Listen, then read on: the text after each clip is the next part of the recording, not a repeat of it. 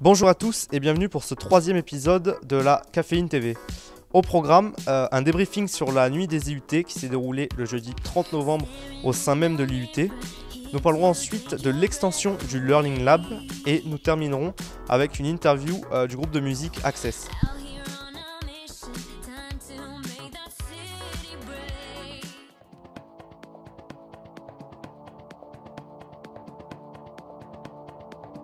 On vous en avait déjà parlé, la nuit des IUT, c'est un événement qui revient chaque année à l'IUT de Béziers.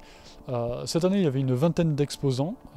Il y avait donc le marathon du web, le motion capture, du jeu vidéo, la web radio Synchronix, la web TV Caféine TV. Mais il y avait aussi d'autres exposants extérieurs à l'IUT, comme par exemple la ferme biterroise. Il y avait la société Vroom et aussi la radio amateur de Béziers. La soirée a commencé à 18h avec le discours de Philippe Pujas, le directeur de l'IUT. Je voudrais remercier les étudiants de la web radio et de la web TV qui sont tout autour de nous, là, avec leurs micros, leurs caméras et qui réalisent en direct aujourd'hui. On a pu rencontrer monsieur Philippe Auger, le président de l'université, et le président donc, de l'agglomération, Frédéric Lacasse, qui était venu pour l'occasion. Merci beaucoup à tous d'être là.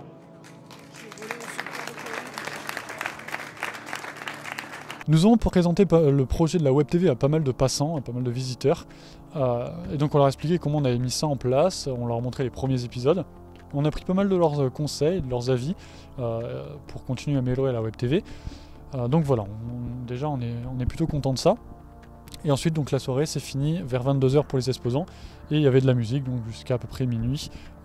Et voilà, donc on espère revenir l'année prochaine, ou du moins ceux qui vont prendre la suite, parce que c'est un très bel événement organisé par l'IUT et on compte continuer à vivre avec la Web TV.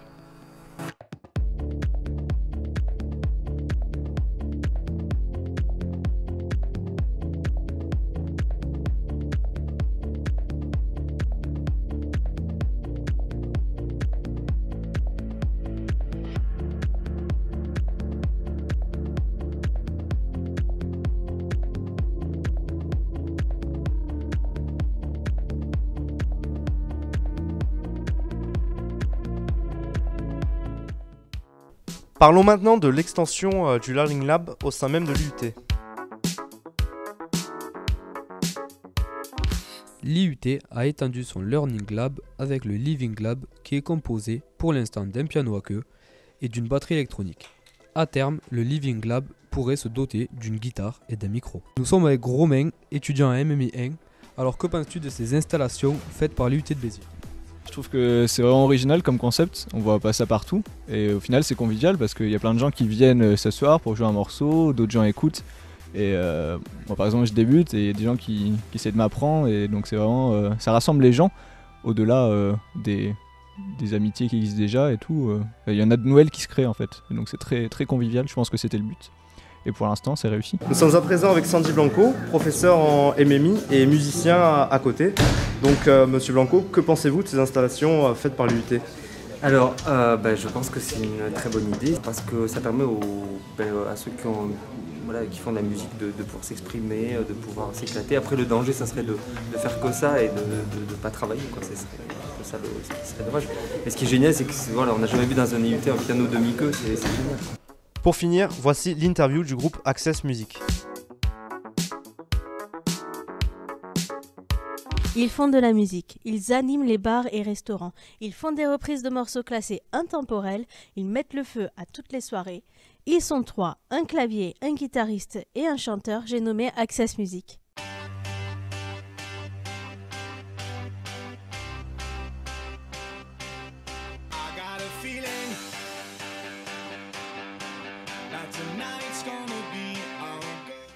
Bonjour Access, je vous remercie d'être venu sur le plateau. Et c'est nous qui sommes ravis d'être ici. Merci à vous. Stéphane, alors tu es le leader du groupe. Est-ce que tu pourrais nous expliquer comment vous vous êtes rencontrés et nous présenter un petit peu le groupe ? Tout à fait. Donc Mathieu est à ma droite là, c'est le dernier entrant, c'est le petit dernier, le guitariste. Donc Access existe déjà depuis un bon petit moment, mais le groupe Access a pris une tournure un peu plus professionnelle, on va dire, depuis 2010.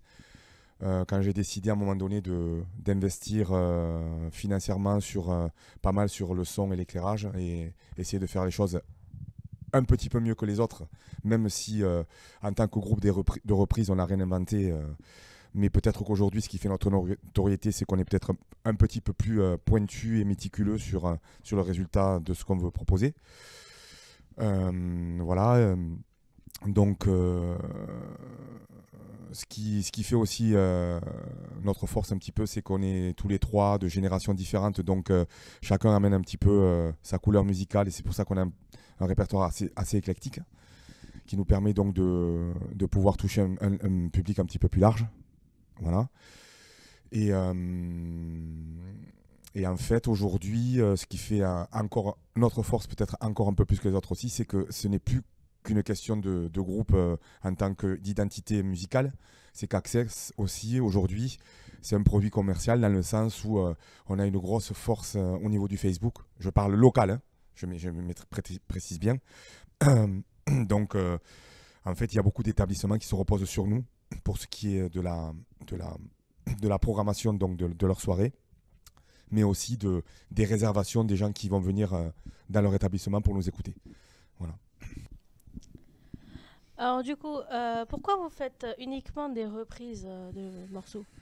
Alors, en ce qui me concerne, par rapport à ma propre expérience, si vous voulez, quand j'étais très jeune, donc il y a bien longtemps, donc j'avais pas une culture musicale très poussée.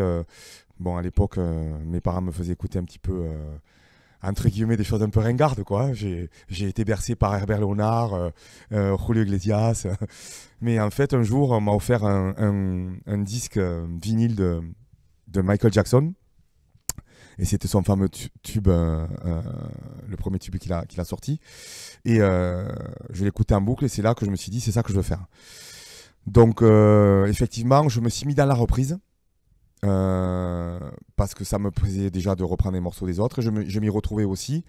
C'est forcément plus facile. Hein. Et après, il y a deux solutions. Soit je pense qu'il y a beaucoup de gens qui commencent par ça. Et à un moment donné, décident de prendre notre chemin, de se lancer sur la création. Moi, en ce qui me concerne, c'est devenu mon métier, ma passion et puis surtout mon gagne-pain, en fait, on va dire. Et en fait, je me suis enfermé là-dedans, dans le sens où, voilà, saison d'été, saison d'hiver, monter de nouveaux morceaux, voilà, ça a été une gymnastique. Et puis, après, une fois que tu es là-dedans, c'est très difficile de s'en sortir, parce que je pense que la création demande beaucoup de temps. Il faut vraiment s'y consacrer à fond. Et nous, par rapport à Access aujourd'hui, je le disais dans la première question, dans la première réponse, c'est une petite entreprise commerciale qui fait que aujourd'hui on est attendu juste parce qu'on fait de la reprise. Je ne suis pas certain qu'aujourd'hui on proposerait, même au sein de notre répertoire, 2 ou 3 morceaux de notre composition, si ça fonctionnerait. Je ne pense pas. Voilà. Donc je peux laisser la parole à Mathieu s'il veut rajouter un petit quelque chose, je pense. Voilà. En tout cas, pourquoi lui n'a pas choisi d'en faire? Alors pourquoi j'ai pas choisi d'en faire? Si, j'ai commencé moi par des groupes de compos justement, et c'est ce que disait Stéphane, faut pas tout mélanger. Si tu viens, que tu proposes quelque chose aux gens, leur faire des morceaux qu'ils connaissent et qu'ils aiment entendre, tu peux pas glisser au milieu, j'ai fait un truc, je vous le fais écouter. Enfin moi je pense pas que ce soit... Il faut pas tout mélanger, et puis dès que tu choisis de faire de la musique ton métier, avec la compo c'est très compliqué d'arriver à gagner de l'argent, quoi, tout simplement. Donc l'un n'empêche pas l'autre, mais je pense pas que Access ce soit le propos de faire des compos au milieu de reprises. Je trouve ça un peu bizarre, non? Alors, est-ce que cette gestion de groupe demande beaucoup de travail comme ceux des groupes très connus tels que les Maroon 5 ou les Black Eyed Peas par exemple? Voilà, c'est sûr qu'on n'est pas dans le même monde du tout, hein. Mais bon, après, chacun à son échelle a son lot de travail, on va dire. L'avantage de groupes tels que ceux que tu viens de m'énoncer, que ce soit Maroon 5, Black Eyed Peas, ou bon, moi, en ce qui me concerne, des groupes auxquels je m'identifie davantage, actuellement, c'est par exemple les Coldplay ou les U2. Bon, ce sont des groupes qui aujourd'hui ne s'occupent pas eux ne s'occupent aujourd'hui que de la performance scénique. Voilà, ils ont des gens autour d'eux qui gèrent très très bien leur carrière, qui gèrent très très bien leur promo. Voilà. Nous, à notre niveau, à notre petit niveau, il est vrai que voilà, il y a le côté artistique, le côté commercial, le côté vestimentaire, hein, le côté démarchage, le côté voilà, c'est quelque chose qu'on gère nous tout seul. Donc c'est vrai que ça demande beaucoup plus de boulot. Beaucoup plus de pression, en tout cas en ce qui me concerne, en sachant que voilà, on a des échéances, il faut organiser d'une année à l'autre le calendrier, choisir les morceaux pour monter le nouveau répertoire, pas se tromper dessus parce on joue tellement qu'on ne peut pas se permettre de monter des morceaux et de ne pas les interpréter. Après le côté commercial, la communication sur Facebook ou autre, aujourd'hui j'ai tellement permis aux établissements dans lesquels on travaille de se reposer sur nous que on n'a pas non plus droit à l'erreur. Par exemple, d'une semaine à l'autre, si je mets en avant un événement plus qu'un autre, forcément on va me faire parfois peut-être la remarque. Et puis après, oui, voilà, le côté scène avec le côté visuel, le côté son qui, je pense, aujourd'hui fait de nous un groupe local à part parce que c'est quelque chose qu'on travaille beaucoup en amont. Voilà. Alors, comment est-ce que le groupe Access s'est fait connaître dans la région ? Bon, ça a été, c'est délicat de donner une date précise par rapport à ça, parce qu'en fait, moi je suis musicien, ça va faire bientôt 25-26 ans. Bon, après, en ce qui concerne Mathieu, c'est comme j'expliquais tout à l'heure, c'est tout récent. Je pense que vraiment, s'il y avait une date butoir pour préciser quand est-ce que vraiment Access a décollé, je pense que ça remonte à 2010. Ça a été la période pour moi pendant laquelle je me suis remis un petit peu en question. J'ai toujours eu des formules un petit peu comme Access, en trio. Dans les années 90, j'avais un trio qui s'appelait Elixir, qui était dans la même lignée. Access, avant de s'appeler Access, s'appelait Accessoire. Mais en 2010... voilà, j'ai pris, je me suis posé la question, je me suis dit, voilà, où je continue à faire de ce que je fais médiocrement dans la médiocrité, mais pas par rapport à ma voix ou quoi, mais parce que je ne me donnais pas les moyens techniques. Et donc en 2010, je me suis décidé, j'ai investi, comme je disais tout à l'heure, au niveau du son, au niveau de l'éclairage. Je me suis entouré de musiciens qui étaient plus dans l'état d'esprit que je recherchais, professionnels,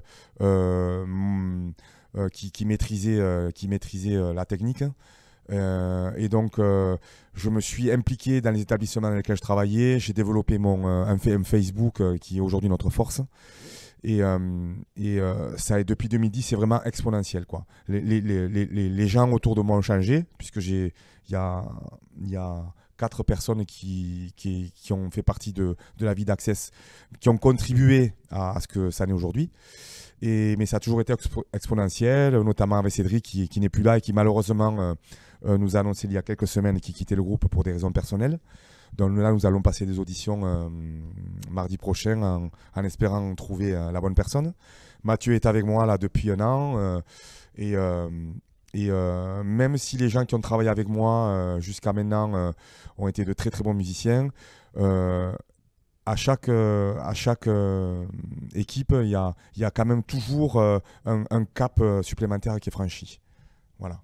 Et je pense qu'aujourd'hui, Access, ça n'est là aujourd'hui grâce à tous ces gens-là. Et moi, je ne fais qu'être dans la continuité de l'idée que je me suis donnée de faire du groupe et de le faire amener là où je le souhaite. Alors, comment est-ce que vous voyez le groupe dans le futur ? Ben c'est pas très très compliqué, hein. Déjà, on va s'attacher à rester sur notre ligne de conduite, hein, par rapport à ce qu'on fait aujourd'hui. Donc puisqu'on est, comme j'expliquais tout à l'heure, on est toujours en progression. Pour moi aujourd'hui, je vois encore Access progresser et être toujours performant encore pendant 4-5 ans. Mais ça c'est en ce qui me concerne. Parce qu'il est évident que pour faire ce métier, tous les matins quand tu te lèves, il faut être passionné. Hein. Il faut pas, faut pas y aller à reculons. Même s'il y a des moments qui sont pas toujours faciles, hein, il faut avoir toujours comme on dit, la grinta. Hein. Moi, ça fait 30 ans que je chante. Je prends toujours le même plaisir à chanter chaque fois. Toujours plaisir à monter sur scène. C'est juste continuer à faire ce qu'on fait le mieux possible, se remettre en question pour être toujours performant.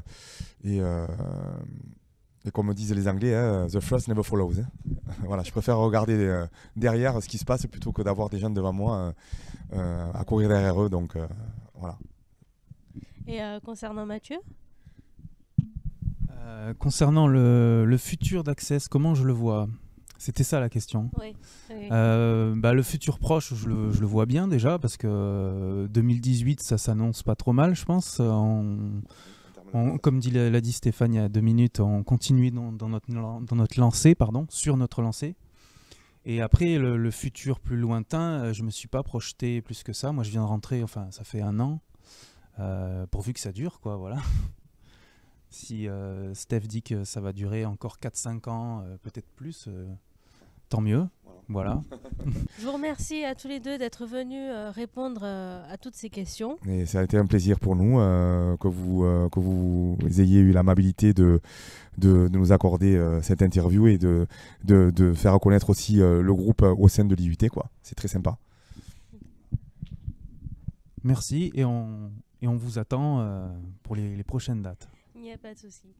Merci à tous de nous avoir suivis pour ce 3e et dernier épisode de l'année. N'hésitez pas à nous suivre sur les réseaux sociaux YouTube et Facebook. Nous on se dit rendez-vous en 2018 pour la 4e émission. Ciao.